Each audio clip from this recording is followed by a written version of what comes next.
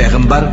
ہم نے تم پر سچی کتاب نازل کی ہے تاکہ اللہ کی ہدایات کے مطابق لوگوں کے مقدمات فیصل کرو، اور دیکھو دغابازوں کی حمایت میں کبھی بحث نہ کرنا، اور اللہ سے بخشش مانگتے رہو، بے شک اللہ بخشنے والا ہے، بڑا مہربان ہے۔ اور جو لوگ اپنے ہم جنسوں کی خیانت کرتے ہیں ان کی طرف سے بحث نہ کرنا، کیونکہ اللہ دغاباز اور گناہگار کو دوست نہیں رکھتا۔ یہ لوگوں سے تو چھپتے ہیں اور اللہ سے نہیں چھپتے،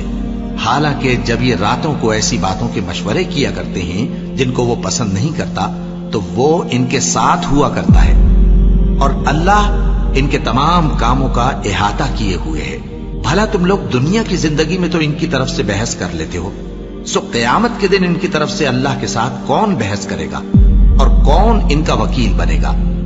اور جو شخص کوئی برا کام کر بیٹھے یا اپنے حق میں ظلم کر لے